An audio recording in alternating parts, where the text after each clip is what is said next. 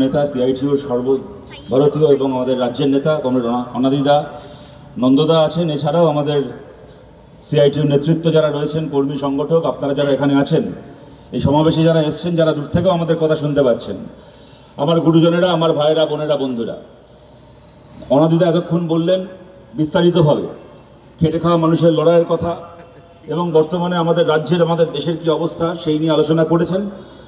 সবচেয়ে বড় কথা, এটা আমাদের বলার অপেক্ষা রাখেন আপনারা যারা এখানে আছেন। আমি, আপনি, আমরা সবাই এই দেশে, এই রাজ্যে একসঙ্গে বাস করছি। আমাদের দেশে, আমাদের রাজ্যে ভালো যা কিছু হচ্ছে, যদি কিছু হয় তা আমরা সবাই টের পাচ্ছি, আর যা খারাপ হচ্ছে তাও আমরা সবাই দেখতে পাচ্ছি। সুতরাং নতুন করে আলাদা করে আমাদের এমন কিছু বলার নেই যা আপনাদের জানা নয়। খালি প্রশ্ন এইটুকুই, যা চলছে তা কি এইভাবেই চলবে, নাকি এই অবস্থাটাকে পাল্টানো হবে? আপনারা জানেন 2019 সাল থেকে বিশেষ করে গঙ্গার এই উত্তর দিকে, বালুরঘাট থেকে শুরু করে, রায়গঞ্জ থেকে শুরু করে ওদিকে কোচবিহার, জলপাইগুড়ি, মালদার উত্তর পর্যন্ত বিস্তীর্ণ এলাকার মানুষ দুহাত উজাড় করে বিজেপিকে অনেক কিছু দিয়েছে। যে বিজেপির আগে হ্যারিকেন নিয়ে খুঁজলে একটা পঞ্চায়েতের মেম্বার পাওয়া যেত না, তারা এখন এতগুলো এমপি নিয়ে, এমএলএ নিয়ে ঘুরে বেড়ায়, বিশেষ করে উত্তর বাংলায়, বিশেষ করে গঙ্গার এই উত্তর পারে। তার বিনিময়ে যে এত কিছু পেল এখান থেকে, তার বিনিময়ে বিজেপি এখানকার মানুষকে, কেন্দ্রের সরকার এখানকার মানুষকে কি দিল? আপনারা দেখেছেন গতকাল নরেন্দ্র মোদী আমাদের রাজ্যে এসেছিলেন, নরেন্দ্রদাও বলার সময় বলছিলেন আমাদের দেশ এমন একটা সময়ের মধ্যে দিয়ে যাচ্ছে। কয়েকদিন আগে, আজ থেকে 1 মাসের কিছু বেশি আগে, পেহেলগামে এরকম জঙ্গি হামলা হয়েছে। পাকিস্তানের মদতে কিছু জঙ্গি আমাদের দেশে ঢুকে আমাদের দেশের 26 জন মানুষকে খুন করেছে। তারপরে আমাদের দেশের সেনা তাদেরকে জবাব দেওয়ার চেষ্টা করেছে। অনেক দূর অব্দি আমরা সফল হয়েছি। তারপর কেন্দ্রের সরকার কি করেছে না করেছে আপনারা সব জানেন, আমি তার বিস্তারিত ব্যাখ্যার মধ্যে যাচ্ছি না। তারপরে এই সময় আমরা কি অবস্থার মধ্যে দিয়ে আছি, আমরা কি দেখছি? আমরা দেখছি ভারতের যে বিরোধী দলগুলোকে বিজেপি চিরকাল দেশদ্রোহী বলে, যে বিরোধী দলকে বিজেপি চিরকাল ভারতের বিরোধী বলে, আমরা বিজেপির বিরোধ করি বলে ওরা বলে আমরা নাকি ভারতবর্ষের বিরোধী। সেই বিরোধী দলগুলোর এমপিরা তারা এই সময় বিদেশে গিয়ে, বিভিন্ন দেশের কাছে গিয়ে আমাদের ভারতের মতামত তুলে ধরছে। এই সময় যখন এখানে আমরা দাঁড়িয়ে আছি, তখন আমাদের বামপন্থী এমপি থেকে শুরু করে আরো বহু এমপি আপনারা জানেন যারা বিজেপির বিরোধী, তারা দেশের সরকারের প্রতিনিধি হয়ে পৃথিবীর বিভিন্ন দেশে গিয়ে ভারতের কথা, ভারতের মানুষের কথা এবং পাকিস্তানের মদতে কিরকম ভাবে সন্ত্রাসবাদীরা আমাদের দেশে আক্রমণ করেছে সেই কথা বলছে।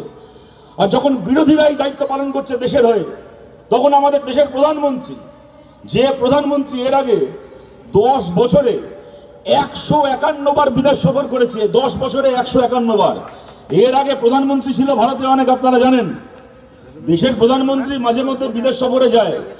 আর মোদী এমন এক প্রধানমন্ত্রী যিনি পৃথিবীর বিভিন্ন দেশে, এই দেশ থেকে ওই দেশ, এই ডাল থেকে ওই ডাল উড়ে বেড়ান। আর মাঝে মধ্যে যখন ঘুরতে ঘুরতে ক্লান্ত হয়ে যান, তখন আমাদের ভারতের প্রধানমন্ত্রী মাঝে মধ্যে ভারত সফরে আসেন। এমন এক প্রধানমন্ত্রী আমাদের, যে অন্য সময় যাকে দেশে খুঁজে পাওয়া যায় না, এই দেশ সেই দেশ ঘুরে বেড়ায়, এখন যখন তার দরকার দেশের কথা দেশের বাইরে গিয়ে পৃথিবীর মানুষের কাছে বলার, তখন সে কি করছে? তখন সে বিহার থেকে শুরু করে, গুজরাট থেকে শুরু করে, গতকাল আমাদের পশ্চিমবাংলায় ভোটের প্রচার করে বেড়াচ্ছে, দলের প্রচার করে বেড়াচ্ছে। বিরোধী এমপিরা কথা বলছে ভারতের হয়ে, আর সেই সময় ভারতের প্রধানমন্ত্রী সভা করছে বিজেপির হয়ে। এই হচ্ছে প্রধানমন্ত্রীর চরিত্র, এই হচ্ছে আমাদের দেশের সরকারের চরিত্র। তার মধ্যে উনি এসছেন, সভা করেছেন, গতকাল অনেক কিছু বললেন, আলিপুরদুয়ারে অনেক গালাগাল দিলেন, অনেকের অনেক সমালোচনা করলেন। আরে সমালোচনা তো করবো আমরা যারা বিরোধী, আমরা সমালোচনা করবো, আমরা ক্ষমতায় নেই। যারা সরকারে আছে, যারা ক্ষমতায় আছে, সমালোচনা তো করবো আমরা, তাদের সমালোচনা করব। ইনি দেশের প্রধানমন্ত্রী, ইনি যদি 10টা সমালোচনা করেন, তো 10টা তো এই কথাও বলতে হবে যে উনি ভালো কাজটা কি করেছেন দেশের হয়ে, বাংলার হয়ে, উত্তর বাংলার হয়ে। আচ্ছা কি দিল বলুন তো ওরা? এতগুলো এমপি পেয়ে, এতগুলো এমএলএ পেয়ে, এখানকার যিনি আজকে এমপি, বিজেপি রাজ্যের সভাপতি, তিনি দিল্লিতে এখন হাফ প্যান্ট মন্ত্রী সুকান্ত মজুমদার। আরে বিজেপি অদ্ভুত পার্টি, আপনারা দেখেছেন, জোট সরকার তৈরি করেছে। এবার বলেছিল নাকি 400টা পর আসন পাবে, ভারতের মানুষ 240-এ আটকে দিয়েছে, একার ক্ষমতায় আসতে পারেনি, জোট সরকার তৈরি করেছে। জোট সরকারের এমন বাধ্যবাধকতা, বিহারে একটা পার্টি আছে হামস বলে, হিন্দুস্তান আওয়াম মোর্চা না কি নাম, জিতেন রাম মাঞ্ঝি বলে তাদের এক নেতা আছেন, তিনি একসময় কয়েকদিনের জন্য বিহারের মুখ্যমন্ত্রী হয়েছিলেন বহু আগে, এখন তিনি তার দলের একমাত্র এমপি। তিনি একা এমপি, জিতেন রাম মাঞ্ঝি, তিনি কেন্দ্রে ফুল মন্ত্রী। আর সুকান্ত মজুমদার এখান থেকে 12 জন এমপি নিয়ে গেছে, গিয়ে সে কেন্দ্রে হাফ মন্ত্রী। হলে কি হবে? তুই ভাই 12 জন এমপি দিয়েছিস, কিন্তু আমাকে তো জোট সরকার টিকিয়ে রাখতে হবে, তাই এক এমপির পার্টিকে ফুল মন্ত্রিত্ব দিয়েছে, আর বাংলা থেকে জিতে গিয়ে এরা হাফ প্যান্টের বেশি এরা ফুল প্যান্ট জোগাড় করতে পারেনি। তো এই সুকান্ত মজুমদার, এর আগে নীতিশ প্রামাণিক কোচবিহারে মন্ত্রী হয়েছিল, আপনারা জানেন। কি দিল এরা বাংলাকে? আপনি গোটা বাংলা ছেড়ে দিন, এই জেলাগুলোকে কি দিল? আজকে 2019 সাল থেকে এতগুলো এমপি এমএলএ জেতার পরে একটা নতুন জাতীয় সড়ক ডালখোলা বাইপাস তৈরি হয়েছে, মোহাম্মদ সালিম এমপি ছিলেন, তার উদ্যোগে তৈরি হয়েছে, আপনারা জানেন। একটা নতুন জাতীয় সড়ক নতুন করে দিল, কেন্দ্রের সরকারের একটা নতুন পাবলিক সেক্টর, একটা নতুন বড় কারখানা, একটা নতুন কেন্দ্রীয় বিশ্ববিদ্যালয়, যেখানে এখানকার ছেলেমেয়েরা পড়াশোনা করবে, তার সঙ্গে বাইরের ছেলেমেয়েরা পড়তে আসবে, পড়াশোনার নতুন সুযোগ তৈরি হবে, একটা নতুন সেন্ট্রাল ইউনিভার্সিটি, কেন্দ্রীয় বিশ্ববিদ্যালয়, একটা নতুন কেন্দ্রীয় স্কুল। উত্তর বাংলায় এতগুলো নদী রয়েছে, ছোট ছোট নদী রয়েছে, খরস্রোতা নদী রয়েছে, একটা নতুন রিভার প্রজেক্ট, একটা নতুন বিদ্যুৎ কেন্দ্র, একটা কোনো কিছু দিল বাংলাকে? কিচ্ছু দিল না। মাঝখান থেকে সেইগুলোকে নিয়ে কঞ্চ কথা বললো। আপনাদের মনে আছে 2019-এর লোকসভা ভোটের আগে বিজেপির পক্ষ থেকে এলাকায় এই বালুরঘাট, গঙ্গারামপুর, ওদিকে বুনিয়াদপুর, দিনাজপুর, মানে রায়গঞ্জ, উত্তর দিনাজপুর, জলপাইগুড়ি, কোচবিহার, আলিপুরদুয়ারে জায়গায় সভা করে বিজেপি থেকে রাস্তার মোড়ে বুথ বানিয়ে সই সংগ্রহ করেছিল, আপনাদের মনে আছে। বলেছিল 2019-এ যদি মোদিজি আর একবার সরকারে আসেন, তাহলে নাকি ভারতের সেনাবাহিনীতে নারায়ণী সেনা রেজিমেন্ট তৈরি করা হবে, শুধুমাত্র রাজবংশী পরিবারের ছেলে মেয়েদেরকে সেখানে নিয়োগ করা হবে। যেরকম গোর্খা রেজিমেন্ট আছে ভারতের সেনাবাহিনীতে, সেরকম রাজবংশী যুবকদেরকে নিয়ে ভারতের সেনাবাহিনীতে নাকি নারায়ণী সেনা রেজিমেন্ট তৈরি হবে। 2019-এর লোকসভা ভোটের আগে সই সংগ্রহ করেছিল। 19 গেল, 24 গেল, আজকে 2025 সাল বিজেপি রেজিমেন্ট তৈরি, তৃণমূলে ঢুকে বিজেপি রেজিমেন্ট তৈরি করেছে। কিন্তু কোথায় সেই নারায়ণী সেনা রেজিমেন্ট তৈরি হয়েছে? এত বড় প্রতারণা করলো, এত বড় তঞ্চকতা করলো এরা। লজ্জা করে না? তারপরে সভা করতে এসে ভাষণ দিয়ে যাচ্ছেন। আপনি এত কিছু বললেন, মোদি একটা বারের জন্য তো বললেন না। আপনি চুরি নিয়ে এত কিছু বললেন, তৃণমূলের চুরি নিয়ে এত কিছু বললেন, শিক্ষক নিয়োগ নিয়ে এত কিছু বললেন। আমরা আপনাকে ভুলে গেছি। আপনি যখন শিক্ষক নিয়োগ নিয়ে ভাষণ দিচ্ছেন, তখন পাশে বসে শিক্ষক নিয়োগের দুর্নীতি নিয়ে ভাষণ দিচ্ছেন। আপনার ভাষণ শুনে পাশে বসে হাততালি দিচ্ছে পশ্চিমবাংলার 1 নম্বর চোর শুভেন্দু অধিকারী, পাশে বসে হাততালি দিচ্ছে। মেদিনীপুর, পূর্ব মেদিনীপুর, পশ্চিম মেদিনীপুর, ঝাড়গ্রামের এমন একটা পাড়া নেই যে পাড়ার কোনো না কোনো একটা পরিবার থেকে কয়েক লাখ টাকা না এই শুভেন্দু অধিকারী খেয়েছে চাকরি পাইয়ে দেওয়ার নাম করে। শিক্ষক নিয়োগের দুর্নীতি শুনে শুভেন্দু অধিকারী হাততালি দিচ্ছে। কদিন পরে শুনবো ম্যালেরিয়ার বিরুদ্ধে, ম্যালেরিয়ার ডেঙ্গুর মশারা মিছিল করছে। এই হচ্ছে রাজনীতিকে নামিয়ে এনেছে এই জায়গায়। শুভেন্দু অধিকারীকে পাশে নিয়ে আপনি দুর্নীতির গল্প শোনাচ্ছেন। আপনাদের মনে থাকবে এই কয়েকদিন পরে 12 তারিখ কোর্টের রায় আসার কথা। আমরা আশঙ্কিত। প্রাইমারি নিয়ে যাওয়া হয়েছে, এখানে সেকেন্ডারি নিয়ে যাওয়া হয়েছে, কদিন পরে প্রাইমারিতেও না একই জিনিস হয়, এসএসসি নিয়ে যাওয়া হয়েছে, টেট নিয়েও না একই জিনিস হয়, সেই চাকরিগুলোও না এরকম ভাবে খারিজ হয়ে যায়। কদিন পরে রায় আসার কথা। আপনাদের মনে আছে? আমাদের মনে আছে বিশ্বজিৎ কুন্ডু, কালনায় তৃণমূলের নেতা ছিল, তার নামই হয়ে গেছে টেট বিশ্বজিৎ, এমন চাকরি বিক্রি করেছিল। সে টিভিতে একটা টিভি চ্যানেলকে সাক্ষাৎকার দিয়ে বলছে, এবিপি আনন্দকে, ওই সময়, যে আমি আমার শালিকে আর আমার বৌদিকে টেটে চাকরি পাইয়ে দিয়েছি। তো কি হয়েছে? আমার শালিকে আমার বৌদিকে টেটে চাকরি পাইয়ে দিয়েছি, তার জন্য আমায় খারাপ ভাববেন না। আমি আরো 62 জন তৃণমূল নেতার পরিবারের লোককে বেআইনি পথে টেটে চাকরি পাইয়ে দিয়েছি। একটা লোক ইন্টারভিউ দিয়ে বলছে। আর তারপর সেই লোককে, সেই টেট বিশ্বজিৎকে স্বয়ং অমিত শাহ হাতে বিজেপির পতাকা তুলে দিয়ে বিজেপি দলে নিয়ে কালনায় বিজেপির প্রার্থী করল। সেই মোদি এসে এখন দুর্নীতির গল্প শোনাচ্ছেন। আরে আপনার কি দুর্নীতি নিয়ে ভাষণ দেওয়ার কথা ছিল, নাকি চোরগুলোকে জেলে ঢোকানোর কথা ছিল?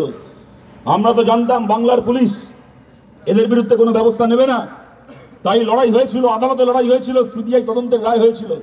আপনি নরেন্দ্র মোদী, সিবিআই সরাসরি আপনার দপ্তরের অধীনে। আজকে এত বছর হয়ে গেল, একটা মামলায় গরু চুরি, বালি চুরি, কয়লা চুরি, চাকরি চুরি, একটা মামলায় সারদা নারদা একটা তদন্ত শেষ হলো না। দেখবেন মাঝে মধ্যে এই সুকান্ত মজুমদাররা এখানে সভা করে বলবে, মিটিং মিছিল করে বলবে কি তৃণমূল নাকি এমন প্রমাণ লোপাট করে দিয়েছে যে সিবিআই কোনো প্রমাণ খুঁজে পাচ্ছে না বলে কোনো চোরকে গ্রেপ্তার করতে পারছে না। আচ্ছা, আপনাদের জিজ্ঞেস করছি, নারদার ভিডিও প্রমাণ লোপাট হয়ে গেছে? তৃণমূলের কত, আমি ধরে নিচ্ছি সব প্রমাণ লোপাট হয়েছে, চাকরি চুরি, গরু চুরি, কয়লা চুরি সব প্রমাণ লোপাট হয়েছে, কিন্তু নারদার যে প্রমাণ ক্যামেরা সামনে দেখা যাচ্ছে কতগুলো লোক হাত পেতে ঘুষ খাচ্ছে, সেই ভিডিওগুলো নেই, সেই প্রমাণগুলো নেই। ভালো মতো তো রয়েছে সেই ভিডিওগুলো, সেই প্রমাণগুলো। মুকুল রায় বিজেপিতে ঢোকার পরে বিজেপি আর ওই ভিডিওর নাম মুখে আনে না, কিন্তু আমরা তো ভুলিনি, আমাদের তো ফোনে ফোনে আছে ভিডিওগুলো। সেই ভিডিওগুলো তো ডিলিট হয়নি, সেই প্রমাণ তো লোপাট হয়নি। কেন নারদার তদন্তও শেষ হলো না? কেন নারদার একজন দোষীও গ্রেপ্তার হলো না, শাস্তি পেল না?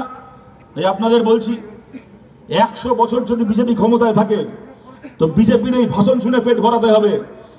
একটা বিজেপির আমলে একটা তৃণমূলের নেতা শাস্তি পাবে না। মাঝখান থেকে মোদী এখানে এসে ভাষণ দিয়ে হাততালি পেয়ে পরের বারের ভোট প্রচার করার জন্য চলে যাবে। আপনারা চিন্তা করতে পারেন, 6200 জন জাল শিক্ষক শিক্ষাকর্মী তারা বেআইনিভাবে চাকরি পেয়েছে, সিবিআই স্বয়ং তার তালিকা কোর্টকে জমা দিয়েছে। সিবিআই এর দেওয়া তালিকা যে এই 6200 ছেলে মেয়ের চাকরি 2 নম্বরই চাকরি। তারপরে আজকে পর্যন্ত আজ 3-3টে বছর কেটে গেছে। একবার চিন্তা করে দেখুন, এই 6200 ছেলে মেয়ের মধ্যে একটা ছেলে মেয়েকেও সিবিআই আজ অব্দি ডেকে প্রশ্ন করলো না যে এই যে খাদা খাদা জমা দিয়ে চাকরিটা পেয়ে গেছিলে, কোন তৃণমূল নেতাকে টাকা দিয়েছিলে যার ফলে চাকরিটা হলো। আর কাউকে জিজ্ঞেস না করুক, অন্তত পক্ষে এই ছেলে মেয়েগুলোকে তো জিজ্ঞেস করতে পারতো, যারা প্রমাণিত চাকরি কেনা, যাদের চাকরি পাওয়ার কথা নয় কিন্তু তারা চাকরি কিনেছে, সাদা খাতা জমা দিয়েছে, কেউ 5 নম্বর উত্তর লিখেছে, 90 নম্বর পেয়েছে। এদেরকে তো জিজ্ঞেস করতে পারতো কোন তৃণমূল নেতাকে পয়সা দেওয়ার ফলে এরকম ভাবে বেআইনি চাকরি জুটেছে। আজ অব্দি সিবিআই জিজ্ঞেস করলো না। এরাও খুব ভালো করে জানে জিজ্ঞেস করা বৃথা, যে উত্তর শুনবো, উত্তর শুনে হজম করে বাড়ি চলে যাওয়া ছাড়া আমাদের আর কিছু করার নেই। মোদিজি আমাদেরকে বাংলায় ঘুরতে পাঠিয়েছে, বেড়াতে পাঠিয়েছে, কাজ করতে পাঠায়নি।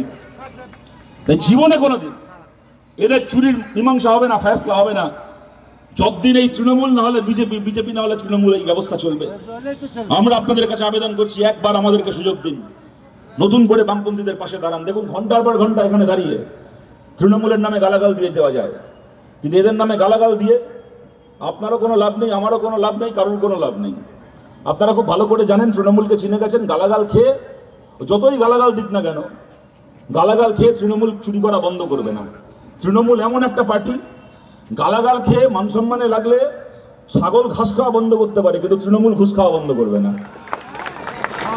এদেরকে গালাগাল দেওয়া মানে নিজেদেরও সময় নষ্ট, অন্যেরও সময় নষ্ট। আমি সেই সবের মধ্যে না গিয়ে আমি বলছি, আমরা বামপন্থীরা, বামপন্থী শ্রমজীবী আন্দোলন এবং বাংলায় ভারতের বামপন্থী আন্দোলন, আমরা কতগুলো কাজ করতে চাই এই বাংলায়, এই ভারতে। কতগুলো দাবি নিয়ে আমরা মিটিং করছি, মিছিল করছি, লড়াই করছি, সেগুলোকে আমরা রূপায়ণ করতে চাই যদি আপনারা সবাই আমাদের পাশে থাকেন। আমাদের প্রথম কথা, অন্দিতা বলার সময় বলছিল, আমি আপনাদেরকে মনে করাই 2019 সালে সেপ্টেম্বর মাসে